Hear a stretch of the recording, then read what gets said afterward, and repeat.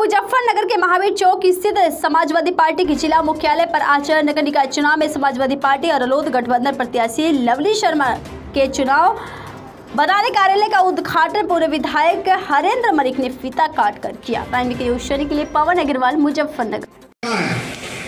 कि हिंदू मुस्लिम और सिख ईसाई आपस में सब भाई भाई हैं, तो हम कम से कम इस जन्म में तो हम ये काम निश्चित रूप से करते रहेंगे जो संस्कार हमें मिले।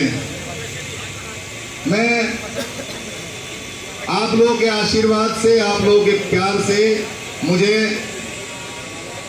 गठबंधन दल के तीनों राष्ट्रीय नेताओं ने, आदरणीय अखिलेश यादव जी, आदरणीय जयंत चौधरी साहब, आदरणीय चंद्रशेखर जी ने आशीर्वाद दे करके आप लोगों के बीच में मेरी धर्मपत्नी जी को प्रत्याशी बनाया।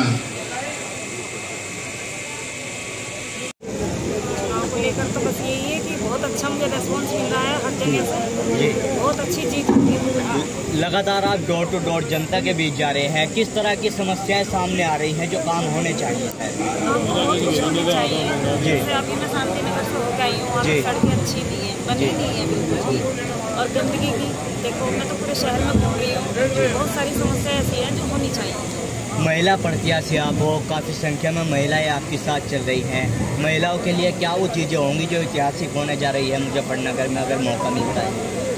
जब पूरे शहर का विकास होगा तो वो सबके लिए विकास होगा। उसमें महिलाओं के लिए सड़कें भी हैं, बहुत सारी चीज़ें ऐसी हैं जो सबके लिए ही होंगी। कुछ लोगों का कहना है कि राकेश शर्मा जी की पत्नी मैदान में है, चेयरमैन साहब से मिलने के लिए पहले शर्मा जी के पास पहुंचो, फिर उनके पास पहुंचो।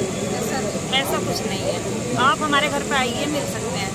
वो तो शुरू से ही हम समाज सेवा में लगे हुए हैं, ऐसा कुछ नहीं है, आप लोग जानते भी हैं। लगातार आपके पति कहते हैं कि एक गरीब का चुनाव है, अमीरों से चुनाव है, तो क्या लगता है कोई अड़चन आएगी गरीबों को अमीरों से लड़ने में? नहीं, हम सब एक हैं, गरीब अमीर कुछ नहीं है। नहीं, आपके पति का बयान बार बार यही आता है, गरीब अमीर आ रहा है, लेकिन हम तो गरीब ही तो है। हम ये गरीबों का चुनाव है, अमीरों का चुनाव नहीं है। मुकाबला किससे मानते हैं आप?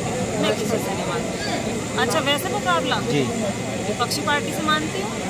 अच्छा, आप पब्लिक के बीच में जा रहे, किस तरह का समर्थन, किस तरह का आशीर्वाद आपको? बहुत प्यार और आशीर्वाद मिल रहा है, ये तो आप सब देख भी रहे होंगे। पूरे शहर में मुझे कितना आशीर्वाद और कितना प्यार मिल रहा है। किस तरह के मुद्दे हैं आपके जो चुनाव लड़ रही है? आप मुद्दों को लेकर मुद्दे तो आप देख रहे हैं, पूरे शहर में घूम लीजिए जी, आप बताइए। मुद्दे हैं।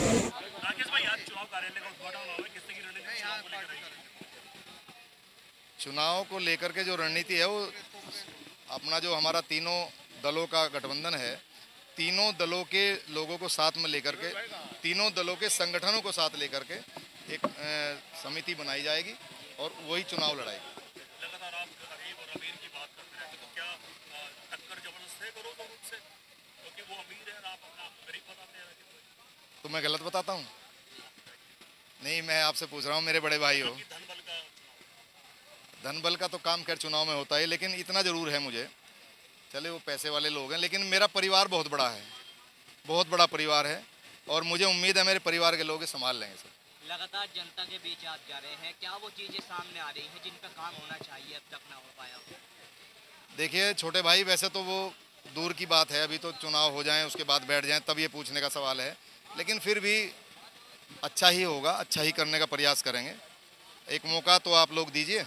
अलग से कोई मुद्दे हैं राकेश भाई, क्योंकि लगातार वही चुनाव वही मुद्दे रहते हैं, नाली, गंदगी, सड़क, इसके अलावा कोई मुद्दे हैं आपके अलग से?